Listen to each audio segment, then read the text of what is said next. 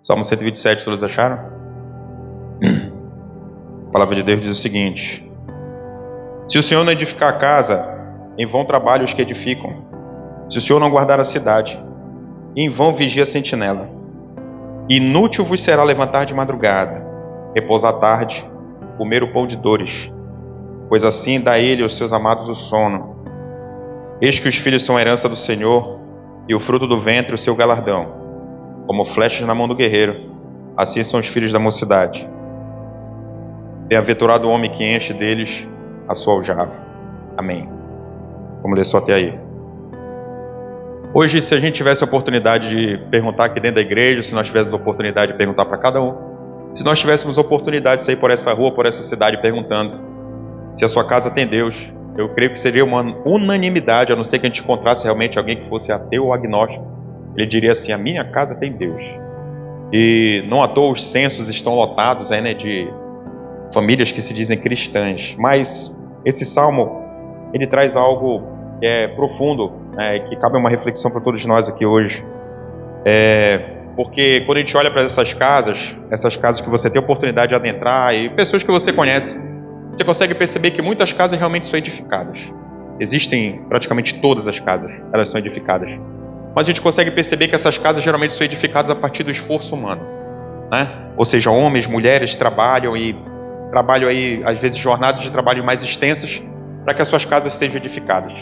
E algo que eu tenho dito há muito tempo é que o maior erro, talvez, dessa geração que se levantou, da minha geração de homens, né? Homens até 50 anos, eu diria assim, até um pouco mais de 50, né, Ivanildo? Uma besteira a mais, pronto. Uma geração desses homens até 50 anos, ela acabou tendo uma mentira na sua mente. Quando a gente olha sobre qualidade de vida, se a gente voltasse no tempo aí para o ano 1900, por exemplo, você conseguia ver que os lares, na maioria maciça deles, eles têm uma qualidade muito diferente dos lares que tem hoje. E quando a gente olha muitas vezes na geração dos nossos pais, e eu falo isso de uma forma muito franca, a gente consegue ver que hoje nós temos uma qualidade de vida diferente do que, de repente, nós podemos viver com nossos pais. E eis que vem a minha geração, né? Homens que trabalharam, mulheres que trabalharam e acabaram edificando suas casas com muito esforço realmente, fruto de muito trabalho. Só que é uma geração que acabou plantando uma mente muito errada na criação dos seus filhos. É uma geração que tem uma mentira, e eu falo assim, é uma mentira, e eu repreendo no nome de Jesus da sua vida. É uma geração que diz assim: eu vou dar para o meu filho tudo, complete a frase, né? Eu vou dar para o meu filho tudo. Pronto, essa geração é uma mentira que você tem carregado até hoje. Eu quero desmistificar isso. Porque quando você olha que eu vou dar para o meu filho tudo que eu não tive, e você se esforça, e você trabalha, eu tenho uma notícia para dar para você que talvez você não tenha visto até hoje. Você usufrui junto do conforto, né? Eu vou dar para o meu filho tudo que eu não tive. Você tem uma casa belíssima e bem confortável, você vive nela. Eu vou dar para o meu filho tudo que eu não tive. Você compra um carrão do ano e você se esforça para trabalhar para pagar esse carro, e você usufrui dele. Eu vou dar para o meu filho tudo que eu não tive. Você tem um telefone bom. Eu vou dar ao meu filho tudo que eu não tive. Você viaja junto com ele. O que é que eu quero mostrar para você? O eu vou dar ao meu filho tudo que eu não tive é somente uma mentira, para que você não tenha o tempo de qualidade com seus filhos, para que você tenha uma mentira interna dizendo para você assim: não, calma, se você não está lá hoje é porque você tem trabalhado muito, porque você está querendo dar para o seu filho tudo que você não teve. Isso é uma mentira. Porque esse salmo vem nos dizer exatamente o contrário. Esse salmo ele não vem tirar a responsabilidade de cada um de nós na edificação da nossa casa, mas ele vem nos ensinar que tem determinados esforços que vão ser vãos na sua vida se você não colocar Deus em primeiro lugar. Tem determinados esforços que vão ser vãos se você não permitir com que o Senhor faça essas determinadas edificações na sua casa. E que o Senhor fale de uma forma muito profunda ao seu coração hoje. Porque hoje você pode adentrar em determinados lares, você encontrar conforto, e não tem nada errado em um lar ser confortável. Você pode entrar em determinados lares, encontrar e ver que essa família tem muitos bens, e não tem nada errado em você ter muitos bens. Você pode ver que determinadas famílias têm uma estabilidade financeira, e a estabilidade financeira ela é bíblica. Você tem que ser um homem estável financeiramente. Mas você entra por determinados lares, você consegue perceber que esses lares, ele tem uma determinada estrutura familiar. Você consegue ver até que existem filhos que são obedientes. Muitas vezes até homens que respeitam suas mulheres, mulheres que respeitam seus maridos. Mas o que nós vamos aprender aqui hoje é que se o Senhor não edificar esse lar, e nós vamos ver que existe uma tempestade. E as tempestades geralmente são os problemas, são os desafios de um matrimônio. São os desafios da criação de um filho, são os desafios do que cada um de nós enfrentamos em nossas casas. E ele vai mostrar pra gente, aqui nós vamos ler na palavra hoje, você não feche sua Bíblia que nós vamos passear por ela hoje. Ela vai mostrar pra gente que existem dois tipos de edificação. Uma edificação de uma casa que é construída sobre a rocha e uma edificação que é de uma casa construída sobre a areia. Nós vamos ler um pouquinho isso lá na frente. Você vai conseguir perceber que essas tempestades vêm sobre todos os lares. Mas aquele lá que tem Deus, aquele lá que foi edificado pelo Criador, aquele lá que colocou Jesus como alicerce, esse lá ele não se abala, ele permanece firme. E hoje eu quero falar com você sobre isso, sobre essa verdade poderosa. A verdade da necessidade de você chamar Deus para ser o construtor e edificador da sua casa. E a primeira verdade é que toda casa precisa ser edificada com Deus. Esse salmo diz assim, se o Senhor não edificar a casa, e vão trabalham os que edificam. Ele não está falando de uma construção, dizer que Deus vai pegar tijolo, dizendo que Deus vai pegar cimento, massa, e vai ajudar a construir a sua casa. Ele está falando que uma casa, para ser uma casa de Deus, ela precisa ter um lar espiritual. Se você não chamar o Senhor, se você não invocar o Altíssimo, se você não levantar um altar de adoração dentro da sua casa, se você não conseguir entender que existe o mundo espiritual, o seu lar provavelmente ele vai sucumbir. E essa casa, uma casa espiritual, é levantada sobre alguns alicerces. E esses alicerces, eles vão diferir de uma forma assim, totalmente contrária, totalmente na contramão dos alicerces que o mundo quer colocar sobre sua casa. Primeiro deles, uma casa alicerçada somente sobre o esforço humano. Tudo depende da força e da capacidade do homem e da mulher que constrói essa casa. Um lar alicerçado somente sobre o esforço humano, ele depende somente daquilo que você pode fazer. E você vai ver que está totalmente na contramão daquilo que o nosso Senhor Jesus nos ensina. Você entendeu? De repente você pode olhar para dentro da sua casa e ver assim, eu me esforço para que tudo dê certo na minha casa. E tudo bem por isso. Não há nada errado nisso. Você pode olhar para sua casa e de repente falar assim, não, mas eu tenho uma pessoa que é casada comigo e se esforça para que tudo dê certo. E tudo bem, não tem nada errado com isso. Mas se a sua casa depender somente do seu esforço, se a sua casa depender somente do esforço do seu cônjuge, se a sua casa depender somente do esforço dos seus filhos, esse lar, quando chegar a grande tempestade, ele vai sucumbir. Porque é um lar que depende de esforço. Eu não sei se você já passou por um esforço excessivo alguma vez na vida. Já passou assim por se esforçar mais do que deveria? Eu lembro que eu uma época da minha vida, fiz natação. E eu não sei se você já parou pela sensação de se sentir transpirando dentro d'água. Alguém já viveu isso? Não é que nada... Você tem aquela... Eu nunca tinha sentido, mas comecei a sentir isso algumas vezes. Você transpira dentro d'água devido ao esforço que você faz. Amarra uma liga e você numa cinta e você vai puxando determinados elásticos e vai tentando cada vez mais avançar esse elástico. Vai mostrando a potência do que você está nadando, né? A liga amarrada aqui, quando não, amarra um balde aqui, você vai nadando com um balde lá atrás, sendo puxado um balde dentro d'água, para você ir nadando, ou seja, para você ganhar potência, para você avançar, realmente, para você avançar em performance, seria isso. Então, quando você depende somente daquilo que você pode fazer, é como se você literalmente estivesse nadando com um balde dentro d'água, amarrado nas costas. É como se você estivesse literalmente dentro de uma piscina, nadando amarrado por ligas. Por quê? Porque você vai se esforçar de uma forma tal que você vai ser levado ao êxtase físico. Entendeu? Você vai ficar extenuado fisicamente. Você vai se cansar, você vai se fadigar. E quando você se fadiga dessa forma, ontem eu estava conversando com o Rafael, e ele me explicando por que você fica com enjoo quando você se esforça muito. Ele estava me explicando o que a medicina fala sobre o enjoo. E qualquer semelhança não é mera coincidência com um lar que é alicerçado sobre esforços humanos. Tem um momento que você cansa. Entendeu? Tem um momento em que o seu esforço você consegue olhar para o lado e fazer as comparações que são comparações indevidas. De quem está se esforçando mais para que esse lar continue dando certo? Quem está se esforçando mais para que esse lar continue tendo essa construção? Quem está se esforçando mais para fazer com que essa casa permaneça de pé mesmo diante das tempestades? É quando os pilares dessa casa, os pilares dessa construção, eles começam a ruir. Por quê? Porque alguém, nessa reflexão, começa a perceber que alguém está se esforçando mais do que o outro. E começam as cobranças. Não, mas você não fez isso. Não, mas eu não fiz isso, mas eu fiz tal coisa. Não, mas fazer tal coisa é sua obrigação. Não, mas é sua obrigação também você fazer. E aí começam os ataques mútuos. E o que acontece com essa casa? Essa casa geralmente ela rui. Por quê? Porque ela está alicerçada sobre uma construção exclusivamente humana. Ela está alicerçada sobre uma construção exclusivamente daquilo que um homem e que uma mulher pode fazer. Esse lá vai sucumbir, esse lá vai ruir. Porque em algum momento alguém vai cansar. E talvez o Senhor ele possa estar trazendo isso para você agora. Quantas vezes, de repente, você se deparou e conseguiu perceber que talvez você esteja edificando um lar que ele é somente proveniente daquilo que você pode fazer. Talvez ele seja proveniente somente a partir dos seus esforços. E se somente você se esforçar, e essa mentalidade errada começa a entrar em você, porque o lar que você está alicerçado hoje, ele depende somente do seu esforço, aí você vai começar a fazer as acusações indevidas. E esse lar vai sucumbir. Por quê? Porque ele é apenas um lar construído sobre esforço humano. Segundo exemplo de lar, que também vai na contramão daquilo que a Bíblia explica, um lar com os valores do mundo. O lar com os valores do mundo, ele é alicerçado em dinheiro, ele é alicerçado sobre aparência, ele é alicerçado sobre sucesso. Então o lar do mundo, e aqui eu abro um parêntese acerca das redes sociais. Eu não sei se você já viveu isso, porque eu já vivi, mas de repente você conheceu alguém, a pessoa posta uma foto e diz assim nessa foto: minha família, tá. Homem e mulher sorrindo, a criança sorrindo no fundo, a mesa posta, de repente numa outra cidade, num outro país. E você olha e fala assim: nossa, que bênção que eles estão vivendo. Nossa, que família bonita. E semana que vem a notícia: divórcio, ação judicial, contenda, brigas, entendeu? Se tornaram inimigos.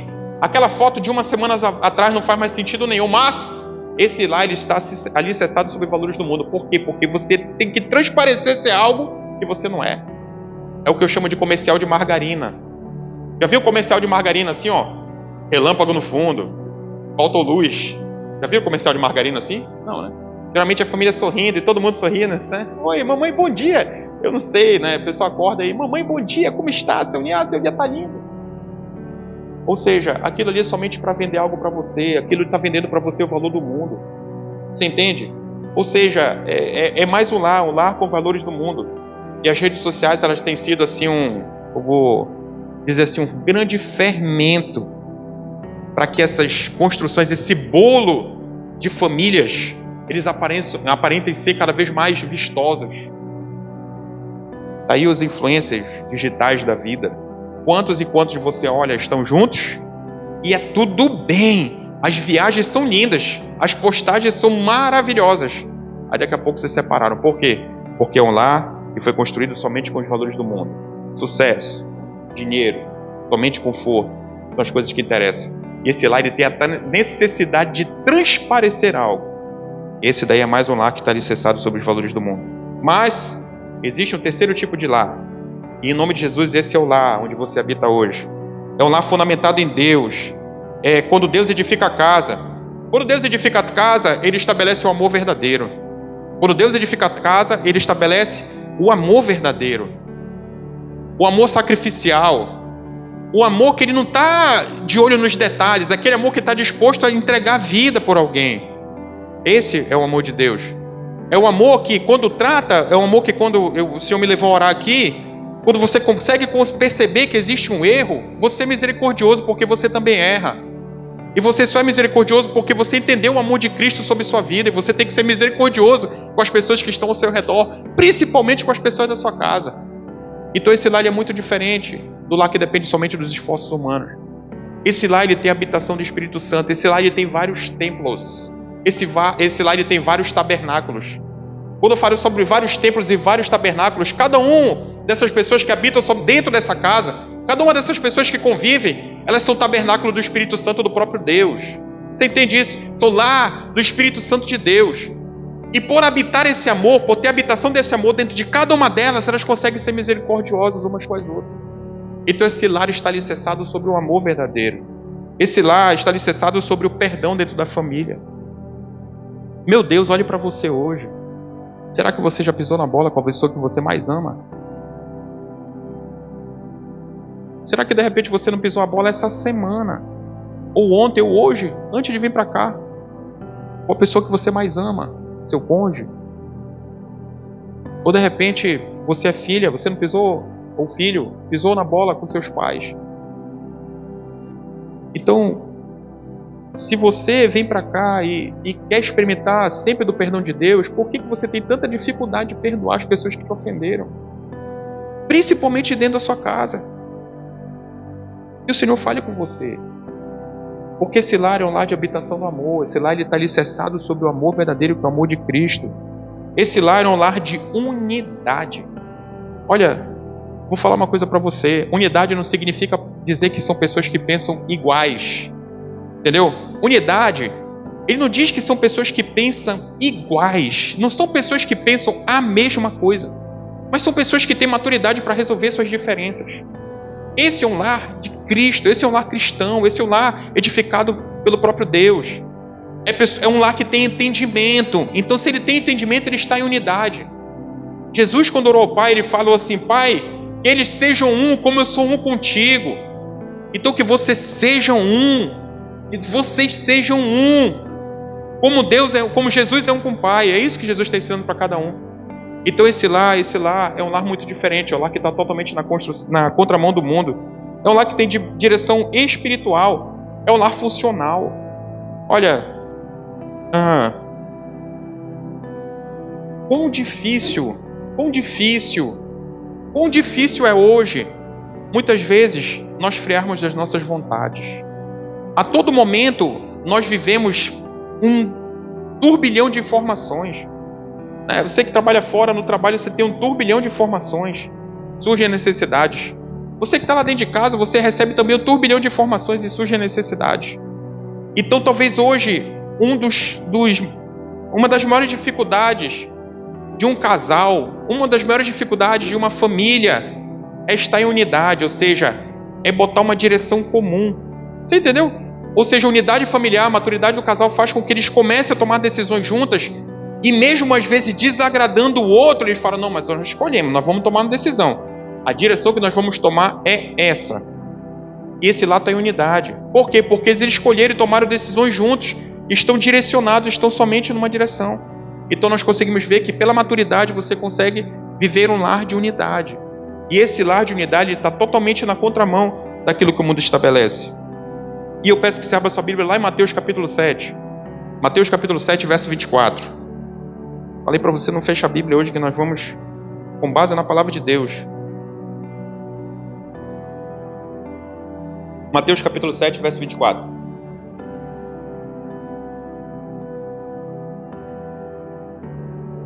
Note que nós estamos falando sobre um lar que tem como fundamento o próprio Deus, um lar que é edificado por Jesus.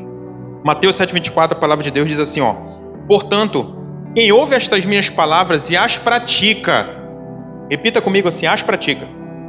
Pronto. Esse é o centro dessa mensagem, é o centro dessa palavra. Portanto, quem ouve essas minhas palavras e as pratica é como um homem prudente que construiu a sua casa sobre a rocha. Caiu a chuva, transbordaram os rios, sopraram os ventos e deram contra aquela casa. Mas ela não caiu porque estava alicerçada na rocha. Aí vem o verso 26. No entanto, ou seja, na contramão, totalmente contrário. No entanto, ou contudo, quem ouve estas minhas palavras e não as pratica, agora repita comigo assim, não as pratica, é o tema central dessa palavra. É como o insensato que construiu a sua casa sobre a areia.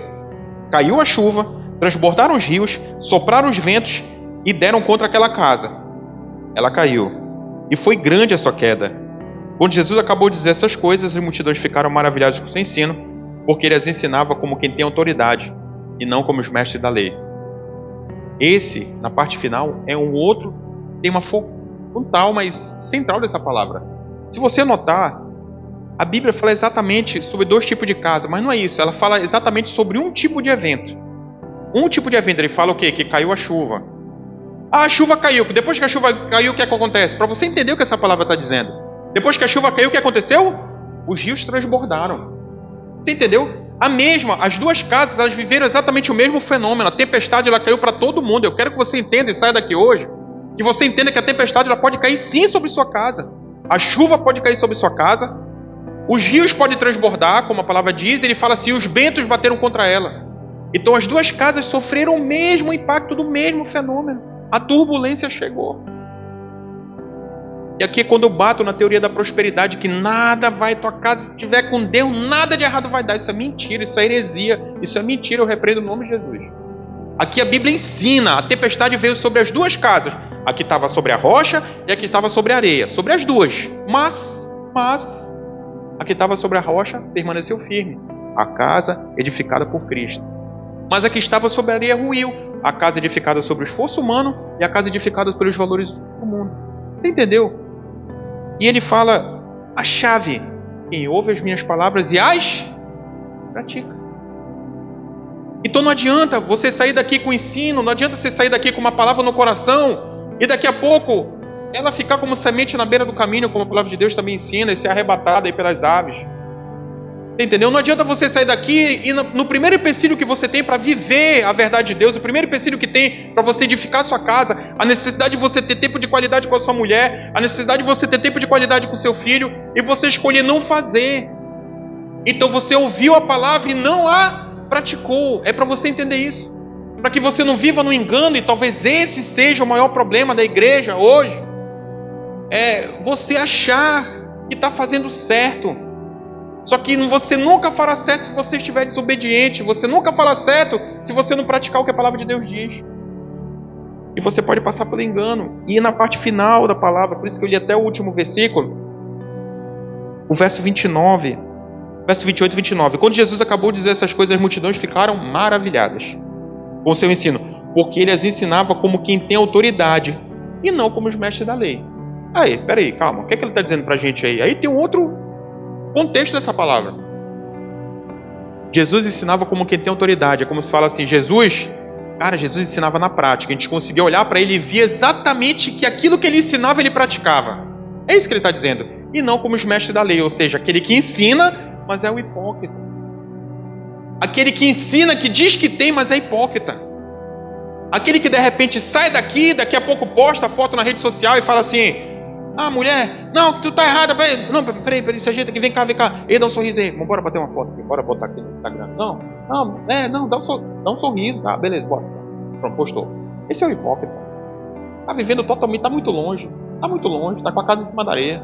Você entendeu? Ou seja, não compartilhe dos valores do mundo. Você não tem que parecer ser algo, você tem que viver essa verdade. É isso que vai fazer diferença. Pratique o que a Escritura fala. Pratique o que você lê, pratique o que você ouve, pratique o que você é ensinado. E em nome de Jesus você terá sim uma casa edificada por Cristo, uma casa sobre a rocha.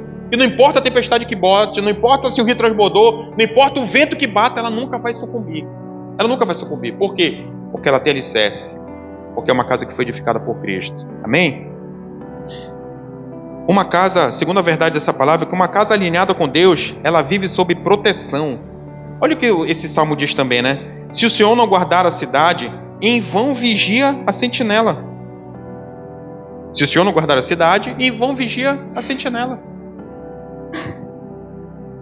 Ela está dizendo aqui que a casa que tem alicerçado sobre a rocha não vai receber ataque? Hã? Não, por favor, se ninguém entendeu, eu vou ter que explicar de novo. Ela está dizendo aqui que a casa que é alicerçada por Deus, a casa que está sobre a rocha não vai receber ataque. Ela está dizendo a palavra? Não. Ele está dizendo assim, se o Senhor não edificar, em vão vigia a sentinela. Aí, beleza? Então entendemos a primeira parte, vamos entender a segunda. Ela está dizendo que você não tem que vigiar a sua casa? Não, você não entendeu de novo. Ela está dizendo que você não tem que vigiar a sua casa? Não. Ele está dizendo o seguinte, se você não tiver, se a casa não foi edificada por Cristo, se Deus não edificar a casa, você vai vigiar em vão. Ela não está dizendo, tirando a responsabilidade de nenhum de nós de vigiar nossos lares. Nenhum de nós. Ele está dizendo o seguinte, se você não tiver Deus na sua vida, se você não deixar com que Cristo faça a obra da sua casa, edifique sua casa, você vai vigiar em vão.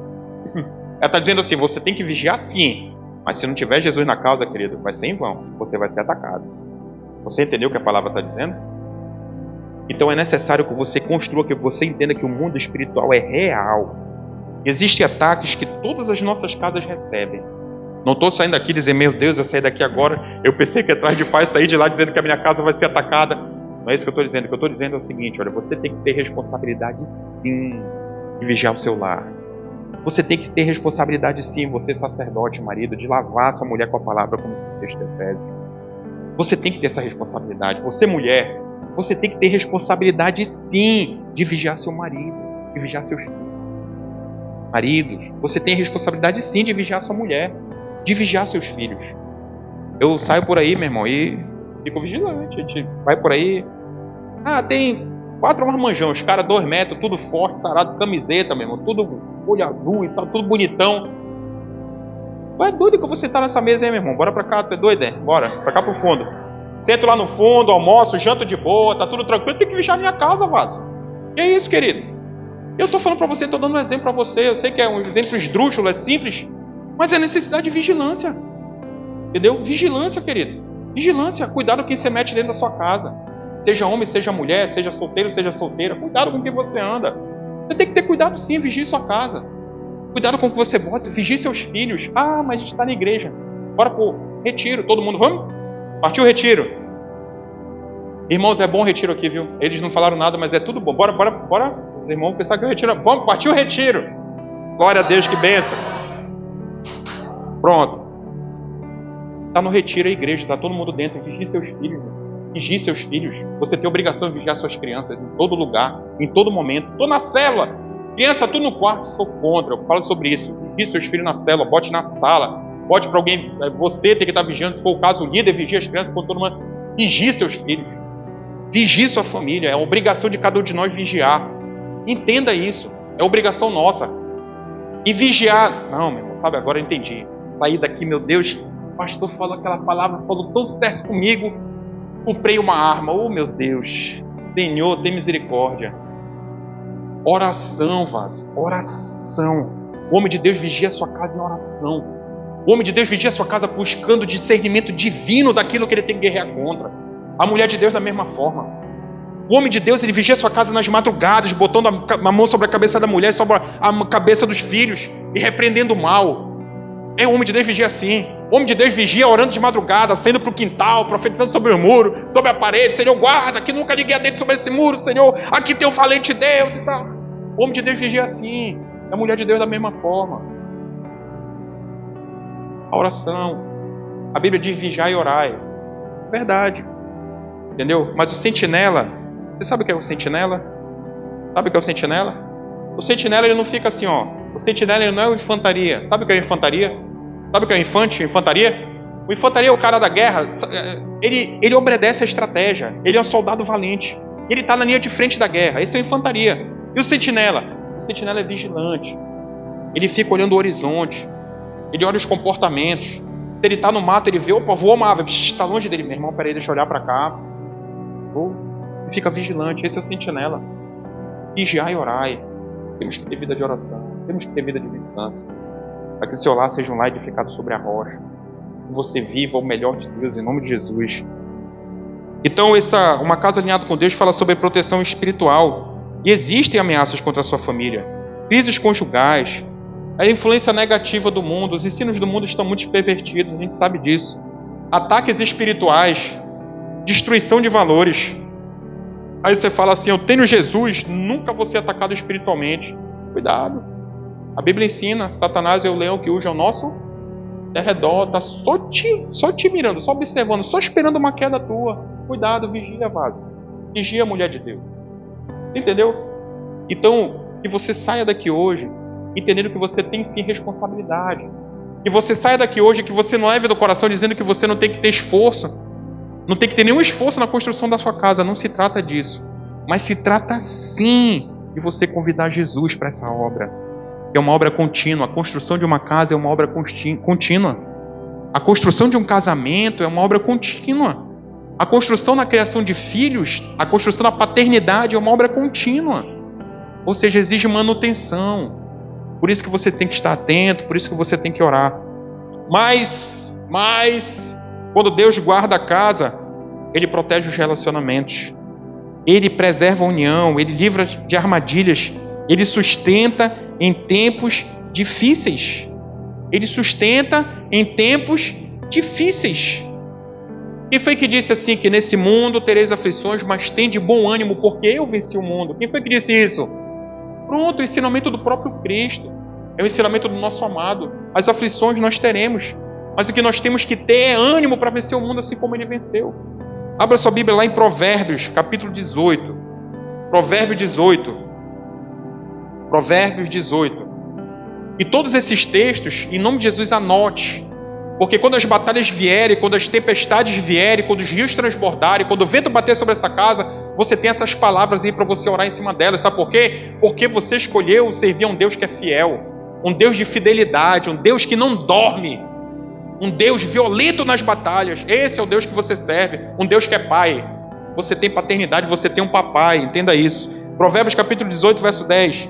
A palavra de Deus diz assim, ó: o nome do Senhor, todos acharam? Provérbios 18, 10. O nome do Senhor é uma torre forte. Os justos correm para ela e estão seguros. Olha esse lugar de segurança que você tem, o nome do Senhor. O nome do Senhor é chamado, em provérbio, de torre forte. É um lugar onde você se refugia diante da adversidade. É um lugar onde você se refugia nas batalhas. É uma torre forte, é uma torre que não sucumbe. Mas, essa palavra traz uma exceção. Quem é que se refugia nelas? Você viu? O nome do Senhor é torre forte. Os justos. Os justos. Quando você lê esse texto, os justos, o que vem à sua mente? Os justos. O que vem à sua mente? Será que você mente somente aquele homem que age com justiça? Somente aquele homem que é sábio? É isso que tem? O justo. Quem é um homem justo? Qual de nós aqui nesse lugar somos justos? Quantos de nós aqui nesse lugar somos justos? Meu Deus. Senhor, ajuda, Pai. Quantos nesse lugar que são justos? Amém? Você foi justificado, querido, por Cristo. Você é um justo. Jesus se fez justiça por você. Você é um homem justificado. Pelo amor de Deus. Você que é justificado. Você que foi lavado e remido pelo sangue do Cordeiro. Você tem um lugar onde se refugiar. O nome do Senhor, que é fortaleza, que é torre forte. É esse lugar que você tem que se refugiar nas batalhas. Irmãos, sinceridade. Momento caixa preta. Momento caixa preta, como eu já disse. Caixa preta do avião lá, né? Impenetrável e tal. Que momento mais sincero da sua vida. Sincero da sua vida. Você já se encontrou no momento em que você disse assim: cara, eu não sei o que fazer. E o Senhor traga no seu coração esse momento. Que você chegou e falou: meu Deus, e agora? E agora? Não sei o que fazer. Já me encontrei algumas vezes. Uma vez não, algumas vezes já me encontrei nesse lugar. Mas, anote essa palavra, Provérbios 18, 10. O nome do Senhor é torre forte. Às vezes que eu me encontrei nesse lugar, louvado seja Deus, agradeço ao Senhor. Eu soube onde me refugiar para encontrar sustento, para encontrar consolo, para encontrar força para tomar as decisões que têm que ser tomadas.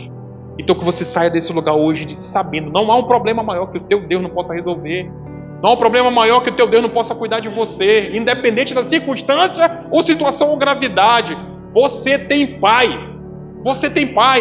Talvez você não tenha tido um exemplo de paternidade na vida, mas eu digo algo para você hoje aqui nesse lugar. Você tem pai.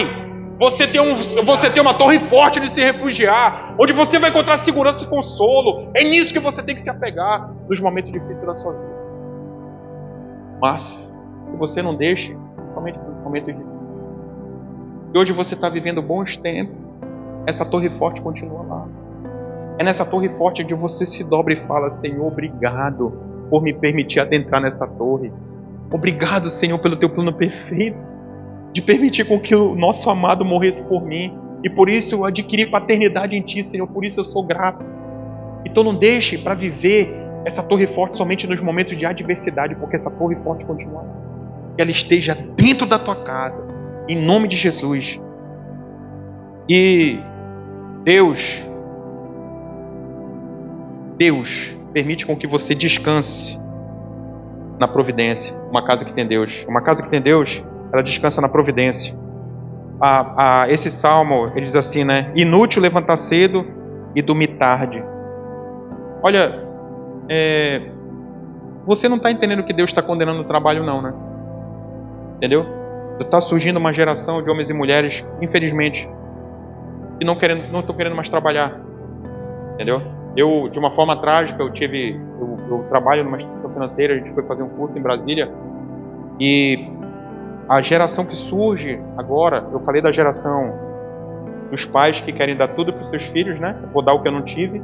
Então acaba sendo uma geração que surgiu e homens e mulheres que não tiveram que lutar muito pelas suas coisas, entendeu?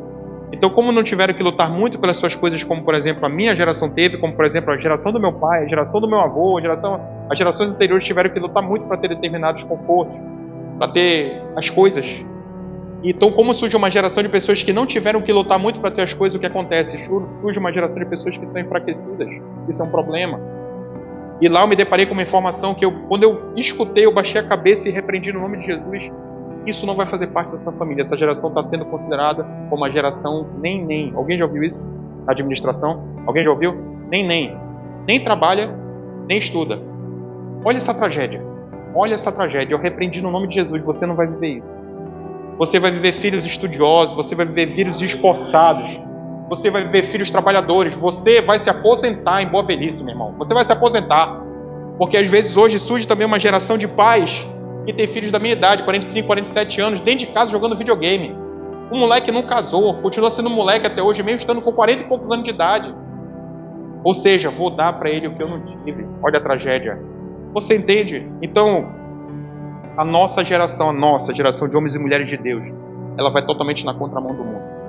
A nossa geração de homens e mulheres de Deus, ao invés de viver uma geração que foi muito influenciada pelos valores mundanos, vai ser uma geração de influenciadores.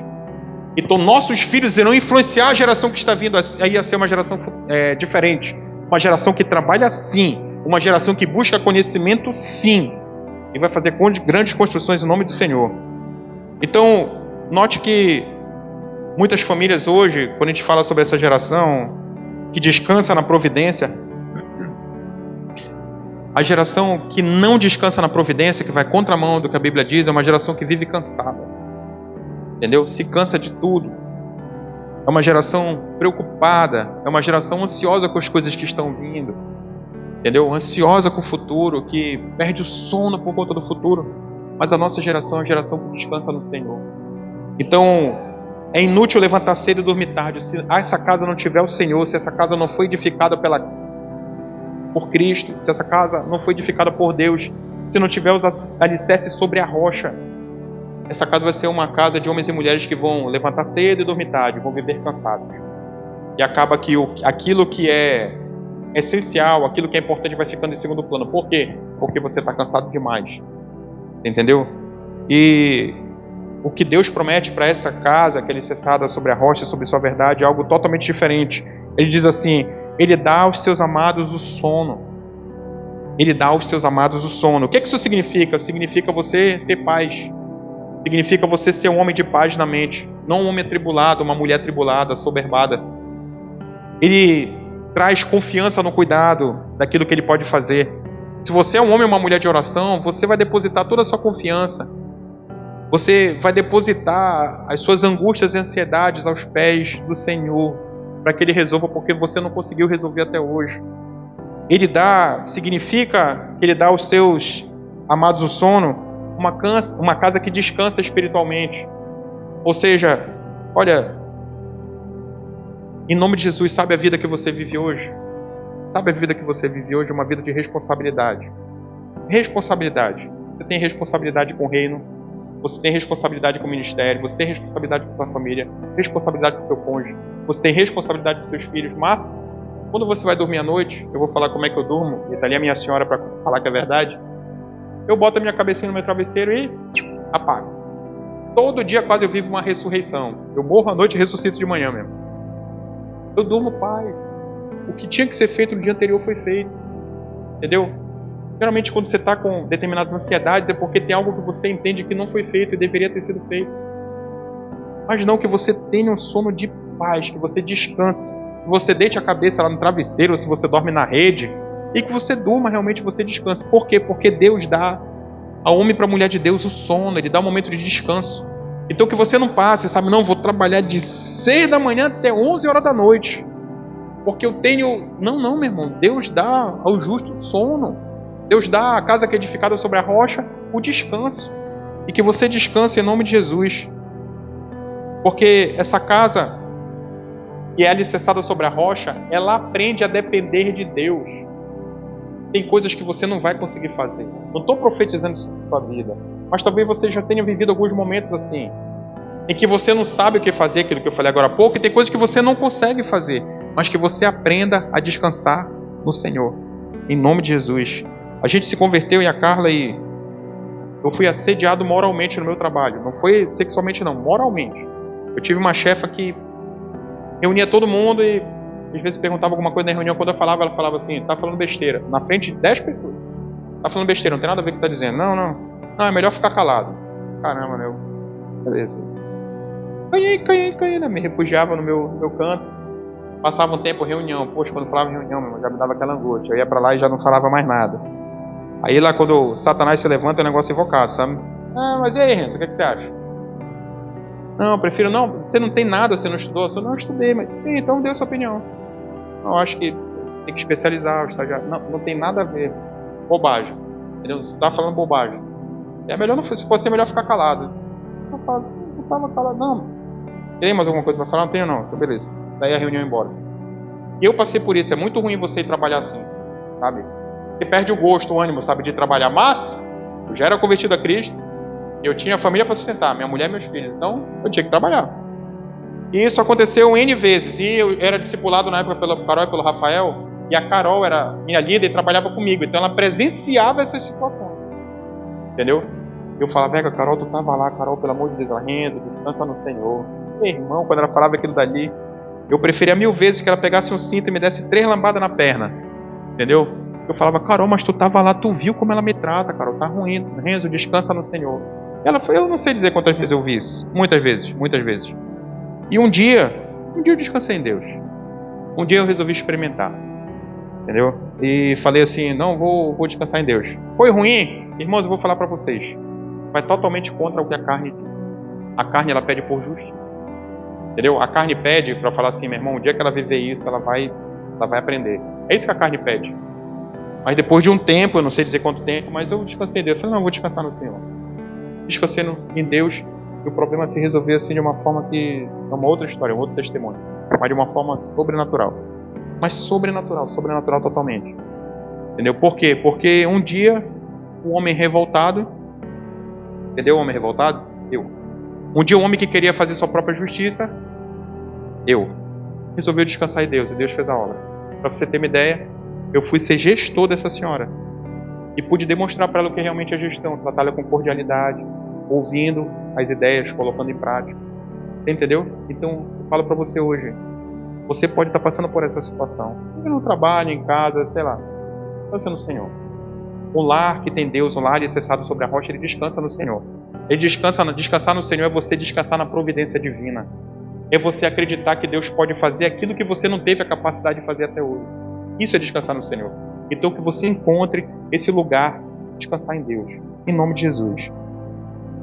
Então, e por fim, essa palavra diz que os filhos são herança do Senhor. O mundo, muitas vezes ele vê o filho como peso e como dificuldade. Só que Deus, na contramão do que o mundo diz, ele fala que os filhos são herança. Hoje eu já escutei tantas coisas assim de por que mulheres não querem ter filhos hoje, né? Mas muitas coisas. Já escutei assim: não, eu vou nada, eu malho, o meu corpo vai ficar transformado. Entendeu? Olha a cabeça. Não, já tenho um, não, tá bom. Ei, mas eu vou deixar de dormir de novo. Eles não entenderam o que é herança. Entendeu?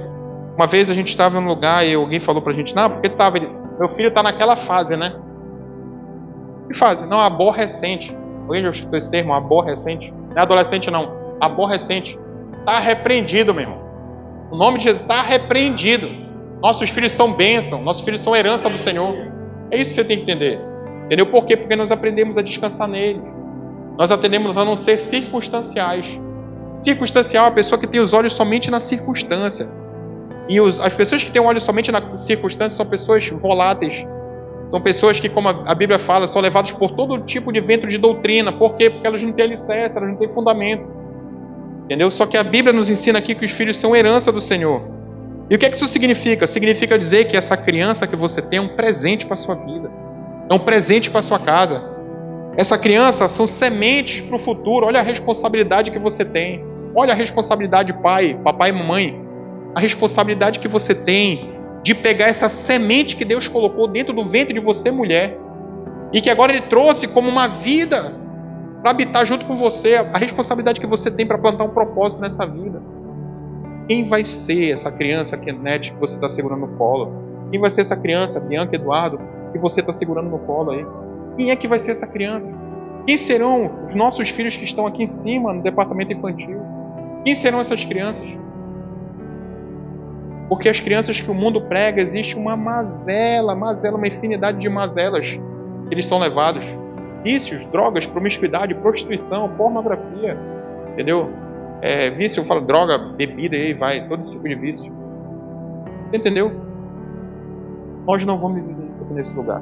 Nunca vivemos até hoje, não vamos viver. Em nome de Jesus. Vamos ver coisas muito diferentes. Mas muito diferentes. Por quê? Porque nós entendemos que essas crianças são sementes. Nós entendemos que essas crianças são bênçãos do Senhor. Nós entendemos que essas crianças são presentes para dentro das nossas casas. É isso que nós vamos viver. Ou seja, nós vamos ver cada vez mais, desde cedo, que cada uma dessas crianças são um propósito. Olha, quem diz que não vai sair um prefeito daqui dentro dessas crianças? Entendeu? Ah, mas hoje o prefeito, o governador, o presidente, você critica todo mundo. Você critica às vezes todo mundo. Ah, porque ele roubou. Eu sempre falo sobre isso. Ah, porque o cara roubou. Não sei o que, o presidente lá, não sei quem roubou lá, bilhão. E você tem um gato de energia em casa, você está roubando também. Eu tenho um gato de net, está roubando também. Eu comprei um chupa-cabra. Não é chupa-cabra o nome daquele negocinho? Eu comprei um chupa-cabra. Ah, eu tô usando uma camisa que é da... Como é? Uma Lacoste, uma Armani, tal. E é pirata. Você está roubando do mesmo jeito. Você fala assim, não, mas eu comprei. Não, mas pera. O cara lá investe milhões em marketing. O cara tem empregados, ele tem executivos.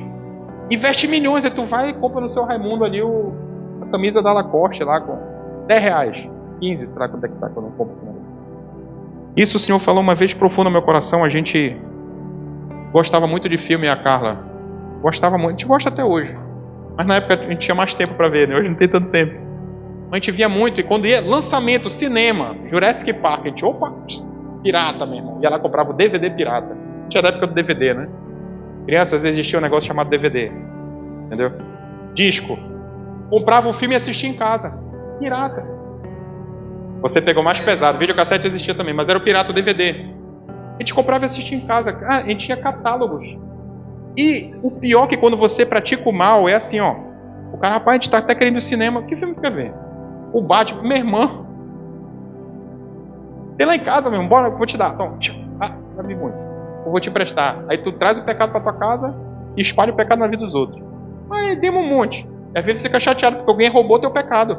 Aquele filme tá com fulano da não me devolveu. Vou cobrar dele. Ou seja, roubaram o teu pecado, né? Roubaram o teu roubo. Mas você entende isso, ou seja, é só para você entender que são coisas que são tão sublimes, são coisas que são tão simples, e você que de repente continua praticando. Entendeu? Porque são valores distintos. Mas seu filho não vai viver essas porcarias que você viveu, você vai ensinar diferente, eles serão obedientes, eles colocarão em prática a palavra, como esse salmo que nós lemos hoje, e viverão bênção em nome de Jesus. Então por isso a família ela precisa ensinar a palavra, ela precisa orar pelos filhos, precisa dar exemplo de fé. Eu peço que você abra a Bíblia lá em Deuteronômio capítulo 6. Deuteronômio capítulo 6. Não sei onde fica Deuteronômio. Vai lá para o início da Bíblia, quinto livro. Deuteronômio capítulo 6. Vamos ler versos 6 e 7. A família precisa ensinar a palavra, orar com os filhos e dar exemplo de fé. Deuteronômio capítulo 6.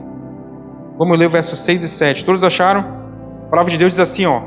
E todas essas palavras hoje, que hoje lhe ordeno, estejam no seu coração. Ensine-as com persistência aos seus filhos. Olha como desde o início a preocupação de Deus com a família, a preocupação de Deus com as gerações. Você resolveu, você decidiu servir a um Deus que é geracional. A Bíblia, quando fala sobre o Deus de Abraão, ele fala assim, não, porque o Deus de Abraão, é assim que ele sempre fala, Deus de Abraão, de Isaac, de Jacó, ou Israel. São as gerações, você serve a um Deus que é geracional, um Deus que tem preocupação sim com a geração futura, um Deus que te orienta que você tem que desprender tempo de qualidade com essa criança que Deus colocou nas suas mãos. Aí vem o verso 7. Ensine-as com persistência ao seu filho. Ensinar o quê? A palavra. Fale sobre elas quando estiver sentado em casa, quando andar pelo caminho, quando se deitar e quando se levantar. Que momento que você tem que ensinar a palavra para o seu filho? Todo momento, todo momento. Todo momento. Você vai dar um exemplo, você fala como exemplo o quê? Filho, seja obediente. Você já viu, sei lá, o Raimundinho, não é obediente? Você quebrou a firma. Meu filho, ali baixo. Você já viu a tia Terezinha quando fala baixo? É, você quebrou a firma de novo. Meu filho, não faça isso. Não faça isso. O papai faz, mas é adulto, mas você é criança, você não pode fazer. Aí você quebrou a firma de novo. Aí você quebrou. Aí tu me quebra, como diz a Ana. Entendeu? Você é o exemplo. Você é o exemplo de fé. Você é o exemplo de oração. Você é o exemplo de leitura da palavra. Você tem que ser o exemplo. Para que você não seja um hipócrita. Tem um pastor chamado Mac Anderson. Ele disse uma frase uma vez, há anos atrás. Eu puxei essa frase para o coração. Um exemplo vale mais do que uma tonelada de palavras. Um exemplo vale mais do que uma tonelada de palavras. Não adianta você dar maus exemplos e querer ensinar o que é certo para o seu filho. Ele vai ter dificuldade de aprender. Não adianta. Não seja o hipócrita. Ensine aquilo que é certo. E seja o exemplo, seja o modelo que ele tem que imitar. Então ensine seu filho, quando estiver sentado, em casa, quando andar, pelo caminho, quando se deitar, quando se levantar, em todo momento, ensine a criança no caminho que ela deve andar. Por isso, Salmo fala sobre isso. Por esse provérbio fala sobre isso. Ele diz assim: ensine a criança no caminho que deve andar, e ainda que ela cresça, não se desviar nele. Você ensinar no caminho é você estar no caminho junto, não é você apontar um caminho que ela deve trilhar. Entenda isso, ensina a criança no caminho. Fala que você está junto nesse ensino. E você só vai estar junto no ensino se você der o exemplo. Se você não der o exemplo, você vai só apontar um caminho para ele que dificilmente ele vai seguir. Por quê? Porque se nem você segue, quanto mais ele vai querer seguir. E por fim, uma família que tem Deus é bem-aventurado. Aí vem a parte final. Bem-aventurado o homem.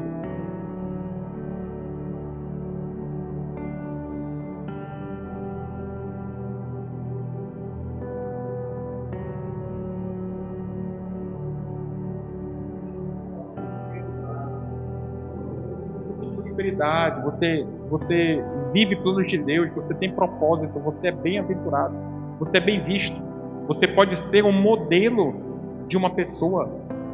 Isso é ser bem-aventurado. Uma família abençoada, ela não é perfeita. Eu posso te convidar para habitar lá na minha casa. Eu vou falar assim: olha, a partir de hoje você vai morar dentro de casa, dentro da minha casa, e você vai passar um ano lá dentro da minha casa. Um exemplo. Você vai conseguir ver que a minha família não é uma família perfeita. Ela não é uma família que não é. Eu não sou um homem perfeito, minha mulher não é perfeita, minha filha não é perfeita. Não somos perfeitos. E por não sermos perfeitos, a gente precisa que o perfeito fosse entregue por nós. É isso que nós vivemos hoje, mas nós somos misericordiosos. Nós temos a graça sobre nossas vidas. Nós queremos acertar a todo momento. Somos obedientes àquilo que Deus tem dito. Então é por isso que nós vivemos coisas diferentes. E em nome de Jesus que você viva também. E essa família, apesar de não ser perfeita, essa família ela ora. Essa família ela ora junto. Ela tem oração em família. Essa família ela busca a Deus. A família alicerçada sobre a rocha é uma família que busca a Deus. Ela vive princípios bíblicos. A Carla fala isso, né? Se você não vive um princípio, o princípio atropela você. Entendeu? Não dá para você não viver princípios e de repente orar sobre a palavra e pedir para que Deus faça. Deus não vai fazer porque você não está vivendo princípios. Uma família de Deus, uma família bem-aventurada, ela mantém Deus no centro da casa. Deus no centro. No centro. Você tem que ter responsabilidade, irmão. Tem que ter responsabilidade de coração. Você tem que ter responsabilidade de ser preocupado e ser modelo. Você tem que se apresentar como modelo na sua casa. Você tem que viver e experimentar do amor de Cristo. E uma vez que você se preenche nele, você transporta sobre as pessoas que estão ao redor. Sem Cristo você não vai viver uma casa de Deus. Amém? Então que hoje você saia desse lugar decidido a fazer diferente. Aquilo que de repente o Senhor ministrou no teu coração que você não ter feito da forma adequada. Amém? Eu te convido a você ficar de pé. Eu quero orar com você.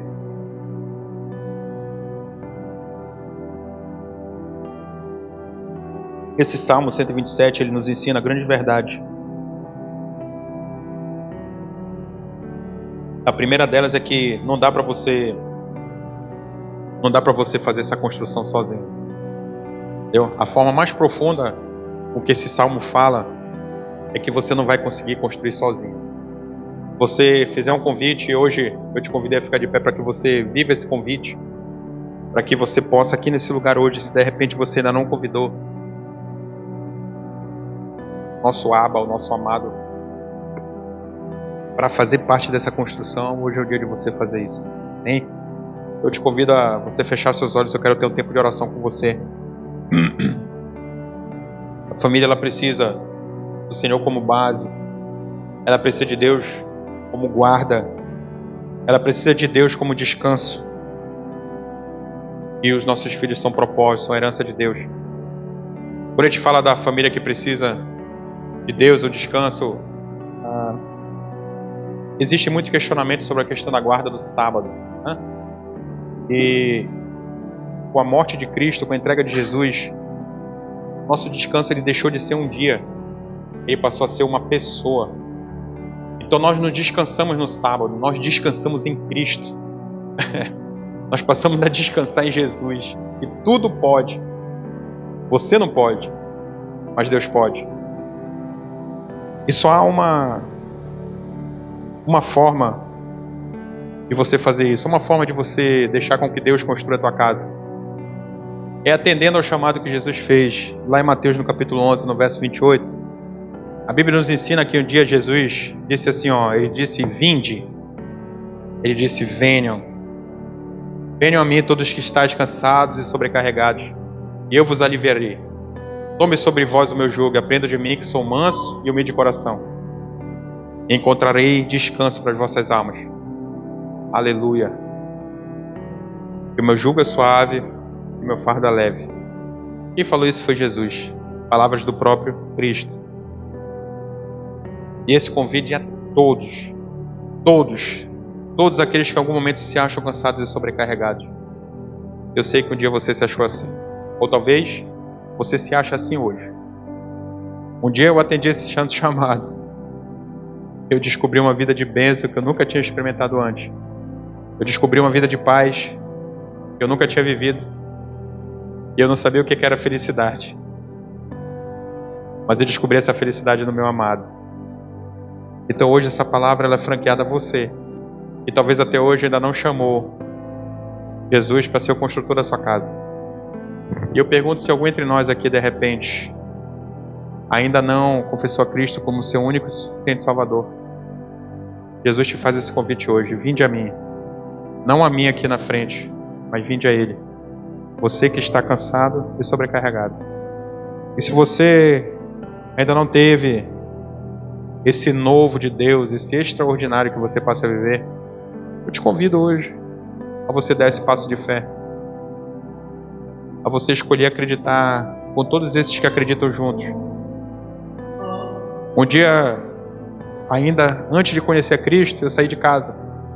Abandonei minha família. E um dia minha mulher teve encontro abandonado, né?